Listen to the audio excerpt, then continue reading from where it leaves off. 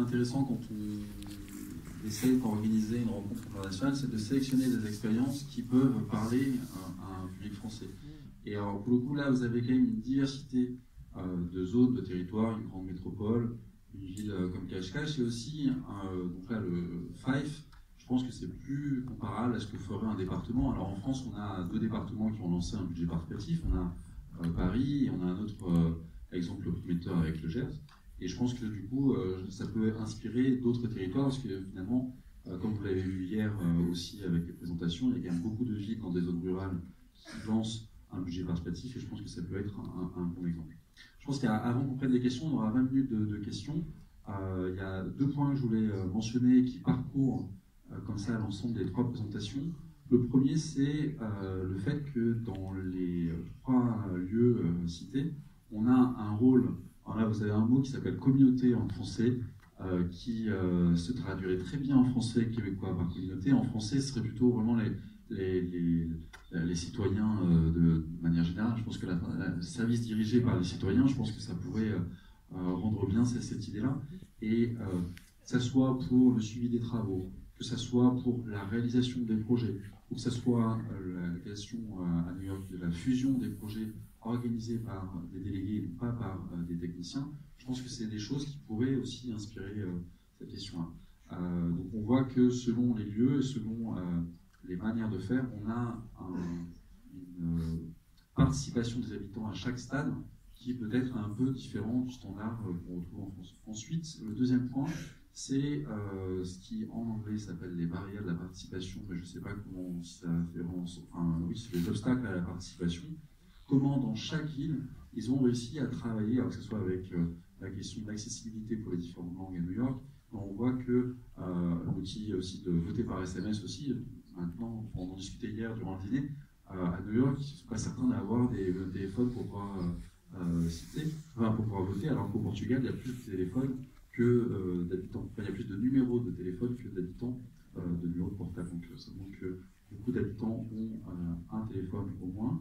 Et donc on voit aussi avec le travail de lien avec les travailleurs sociaux, enfin, quelque part qui fait aussi un Fife, de voir que et on n'a pas pu vous montrer un documentaire, mais il y a eu un documentaire de la BBC qui a été fait, qui s'appelle The Council, où on voit justement ce travail, où ils vont dans les barres d'immeubles aller communiquer avec les habitants, et on voit que c'est vraiment du porte-à-porte, donc c'est intéressant de voir tout ça. Est-ce que, je suis persuadé que vous avez plein de questions, alors je ne sais pas si vous avez des personnes qui portent des micros qui sont derrière. Nous avons l'habitant modèle de Grenoble que j'ai sournoisement cité tout à l'heure, et vous avez une question ensuite par là-bas. On va prendre 3 questions, ensuite on va laisser les invités à répondre, et ensuite on reprendra 3 questions, et peut-être une deuxième partie, s'il vous plaît. Ok, oui. Une question pour New York et une question pour Cascais. À New York, je voudrais comprendre le budget par habitant, il est de combien finalement au niveau du budget participatif? L'habitant, finalement, ça c'est combien de dollars par habitant sur lequel il peut influencer? Et pour Cascais, c'est le vote contre. Je voudrais savoir comment il est comptabilisé et s'il est beaucoup utilisé, si c'est voilà. Ensuite, il y avait une question en haut. Oui, bonjour. Donc, je suis du département du Gers, justement, j'ai mis en place. Bon, merci de l'avoir qualifié de prometteur. Je voulais poser une question à Cascais, parce que je suis impressionnée par le taux de participation. Si j'ai bien compris, c'est 150 000 personnes qui ont participé au vote, j'ai bien compris, sur 210 000 habitants. Je veux savoir comment ils ont réussi à accéder à ce taux par année. Et ensuite, on va prendre une 3e question. Il y a une main qui se lève ici. Après le vote de Cascais, je ne pense pas qu'ils sont arrivés à ce taux dès la première année. Bonjour. Je me demandais, vous avez tous parlé de communication. Comment justement vous communiquez sur le terrain? Quels outils vous utilisez pour aller vers les gens? À New York, par exemple, vous parliez du fait qu'il y a plusieurs communautés, que vous avez des représentants de différentes communautés. Donc je me demandais comment ça s'organisait, comment vous faites pour toucher le plus de personnes possible sur le terrain, par les porte-à-porte par exemple, mais il y a sûrement d'autres outils. Merci. Merci. Alors du coup, on va commencer par Cache-Cache, si tu veux bien, Martha. Alors, le vote contre. Le vote contre, c'est une des modifications qu'on a introduites. Je pense que c'est l'année de 2014, parce qu'en 2012, on a eu un projet, c'était un dog park. Vous savez qu'est-ce que c'est un dog park? Et il a très bien. Il a été un très parc bien. canin en français. Quoi? Un parc canin, dog park. C'est le dog fait d'avoir park, un espace où les chiens peuvent faire plein de choses. Oui. Et c'est un projet qui a eu beaucoup de votes dans son année de présentation, mais après, quand on est parti pour faire les travaux au terrain, les gens qui habitaient le quartier, ils ont dit non, on ne veut pas un dog park ici dans notre rue. Donc c'est pour ça qu'on a dit qu'il fallait avoir la possibilité de donner aux citoyens la possibilité de dire non, je ne veux pas ce projet ici. Et là, c'est très simple. Si un projet a 1000 votes pour et 50 votes contre, le résultat final, c'est 950 votes. Donc, c'est tout simple comme ça. Il a fait 7 votes contre, a fait tomber un projet à la phase finale de la votation, à l'année de 2014 ou 2015, je ne me souviens pas, mais c'était une église très ancienne, en plein centre-ville de Cascais. Et nous, la mairie a approuvé ce projet pendant l'analyse technique parce qu'on a regardé ça du point de vue du patrimoine culturel de la ville. Donc, on a accepté de faire la rénovation de cette église. Mais après, il y a eu des gens qui ont dit non, on ne veut pas que la mairie dépense de l'argent pour un projet de l'église. Donc, ils ont voté contre. Ce projet a eu 40 votes contre et ça l'a fait tomber à la phase finale. Et l'autre question, c'est le numéro des votes, c'est ça? De 150 000, c'est la totalité des votes, par contre, c'est la totalité des numéros de portables, de téléphones portables, qu'on a déjà dans notre base de données. Oui, donc c'est ça, c'est la totalité de toutes les années. Et là, on a la possibilité, tous les ans, au début de la votation, d'envoyer un SMS à tous ces numéros pour dire ça y est, le vote a commencé, il faut choisir les projets. Il n'y avait pas plus de questions. Non, je pense que c'était deux questions. So the question of mobilization and communication. Very quick on the numbers. I was doing the numbers on the inhabitants, or dollars per inhabitants. For the $1 million that people give in the neighborhood of 180,000 people, it's about $5 per person that lives in the district. If it's $1 million. In my district, because I give about 4 million every year, I divided the number of people who voted last year, 11,000, and basically every voter has the power of $363 US dollars. So that's just a kind of comparison of power and money. But to the questions about mobilization, I think what's really interesting about how the community engages each other is that we have permanent sites through the voting week. It's 7 days of voting, and people can go to the library, people can go to schools, people can go to my office, and there are about 7 or 8 different places in the district where you know you're going to be able to go and vote. But the thing that makes it even more exciting for outreach are the mobile sites.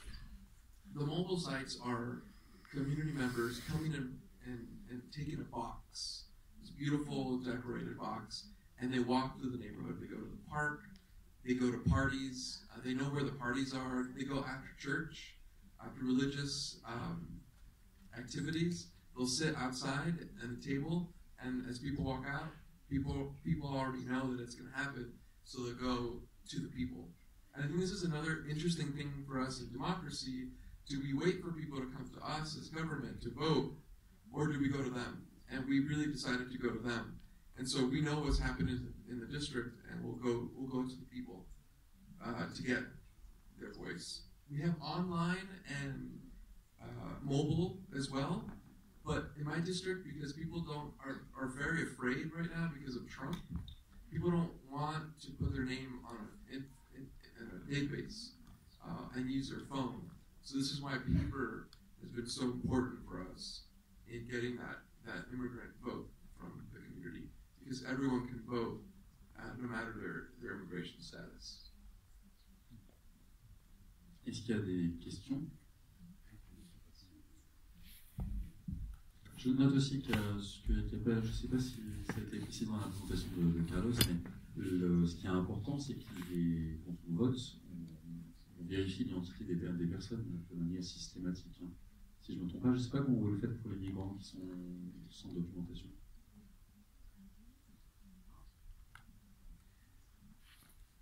So yes, we have a card called IDNYC. It's Identification for New Yorkers, a municipal government ID, and we encourage everyone to get that ID. And it doesn't matter your immigration status. If you're undocumented, without legal papers in the country, you can get this ID. So we're getting everybody this ID, and they use that ID identification to vote. And we use that for purposes to keep good security for the vote, but also because it's a good thing to have, because the ID also provides you identification with the police. And the police will take that as identification. And that's good relations for not getting caught up in the criminal justice system and deportation, but also to report crimes. So it's actually been very helpful for us. Il n'y a pas de papier d'identité, de carte d'identité nationale, et la plupart des habitants n'ont pas de passeport, donc c'est aussi pour ça que chaque ville peut avoir un système d'enregistrement de cette sorte. Mais je vois qu'il y a certaines villes en France qui le font. Paris, par exemple, a lancé une carte quelque part similaire qui donne des services. Alors, il y a une question pour Tania, mais il y a une question qui est là. Donc, je vais faire dans cet ordre. Ici, là-bas, et ensuite, je crois qu'il y a quelqu'un en haut, c'est ça? Ici, ok. Donc, bonjour, je suis Alexis Sagnier, je travaille à la mairie d'Antony, qui a lancé son premier budget participatif cette année. J'avais une question en fait par rapport au projet que vous avez un petit peu évoqué, notamment les skateparks, les espaces canins, ce genre de choses-là. Et je note qu'on a à peu près les mêmes projets qui tombent, et je me dis comment vous pensez que vos budgets participatifs vont évoluer? Est-ce que vous arriverez à couper court à l'essoufflement qu'il peut y avoir dans les propositions qui sont souvent assez similaires en fait dans ce genre de démarche? C'est une question pour toutes les villes? Pour toutes les villes. Merci. Ensuite, on a une question par là. Oui. Bonjour, je suis Olivier Bonneau, je travaille à la ville de Rennes. Maybe a first question for the representative of New York. How could you be sure when you give voting votes to volunteers that there won't be any form of corruption ou des problèmes en termes de détournement de la sécurité du vote? Et une autre question pour les trois villes, comment est-ce que vous faites en tant qu'institution pour sélectionner les bénévoles et les mobiliser sur le terrain, et faire en sorte que ceci se passe avec transparence, mais aussi qu'on peut être sûr que les gens vont vraiment s'impliquer dans la démarche? Merci. Merci. Et ensuite, il y avait une question pour Tania. J'avais une question moins dans la pratique des budgets participatifs. D'abord pour au Portugal, comment le gouvernement portugais, donc le pouvoir central portugais, accompagne ou pas, ou s'inspire par rapport à ce qu'il pourrait mettre en place au niveau national, l'expérience que vous avez chez vous. Et pour New York, j'avais une question sur, compte tenu de l'élection de Donald Trump aux États-Unis, le fait que les élections récentes, certes, marquent un progrès pour les démocrates, mais il n'y a pas de vague et Trump résiste bien quand même.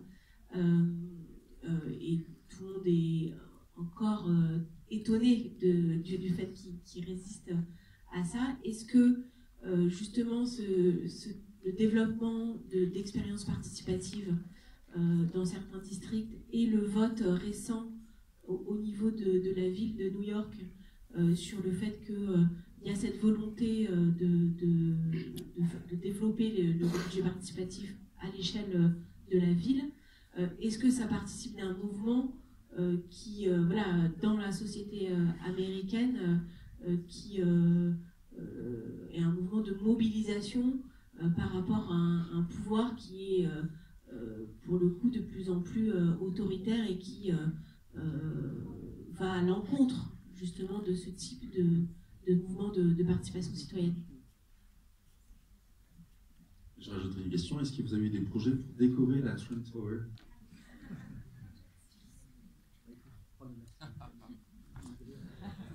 Donc on va commencer par la question de l'évolution par rapport au projet. Et Corinne qui n'a pas encore une question.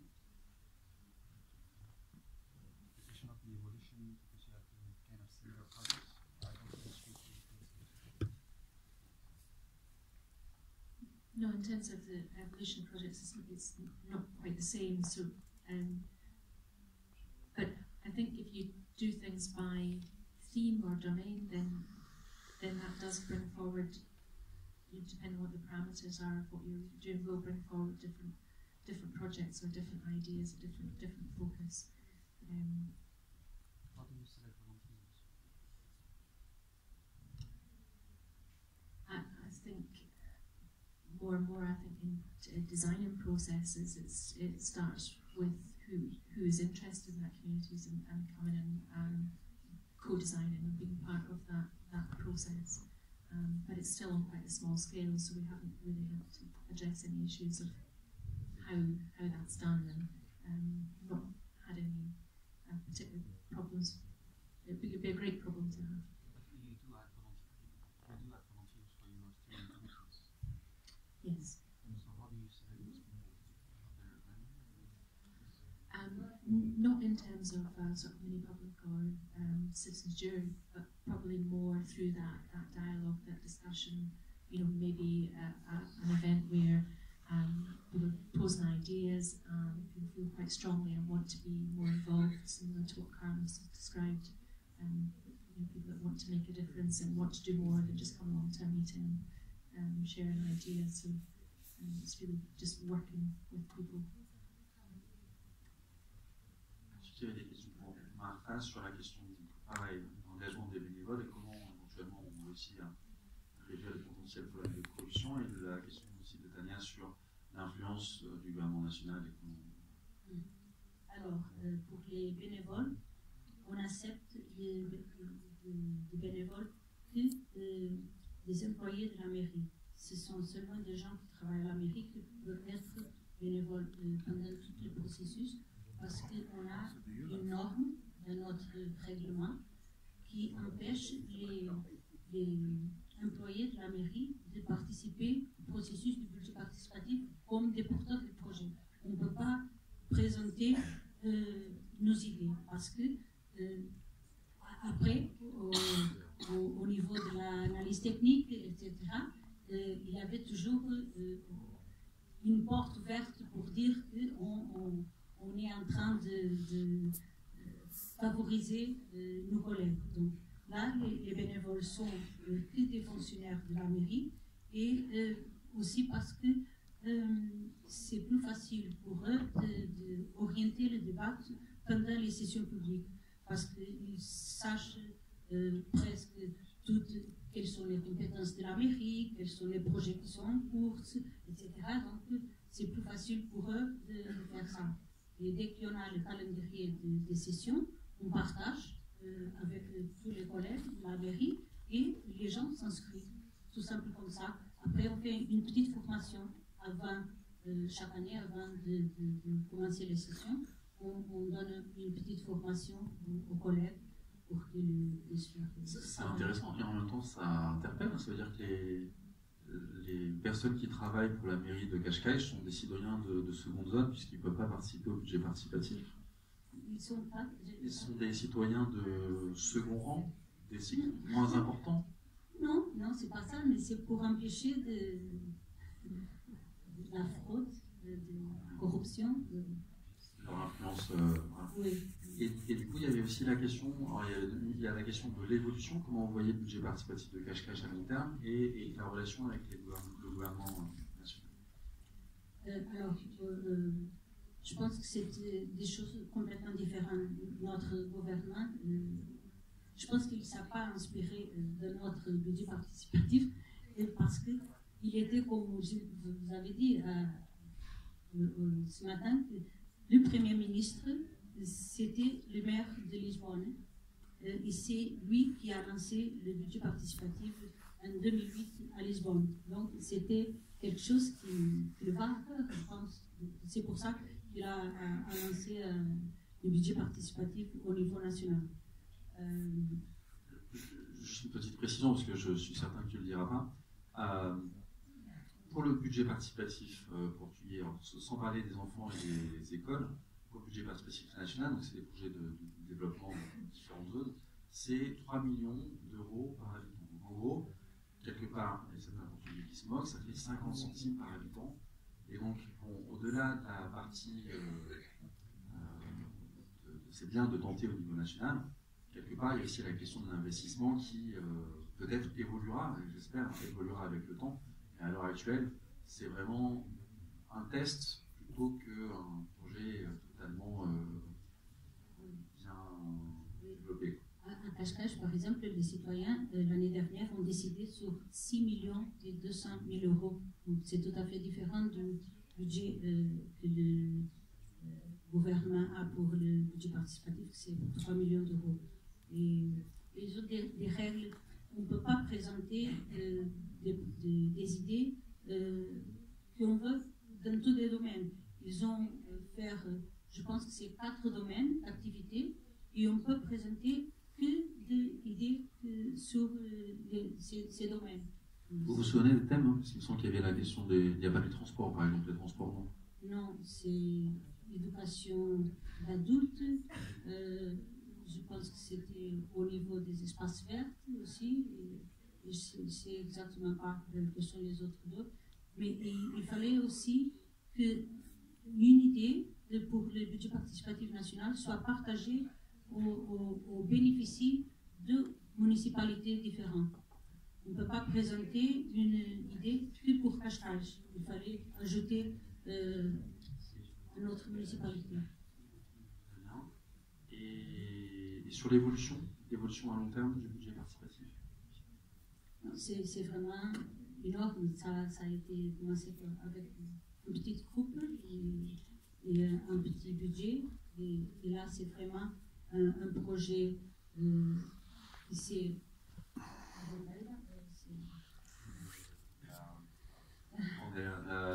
L'emblème de Cascais, et c'est un projet qui est transversal à toute la mairie, tous les employés, tous les fonctionnaires de la mairie.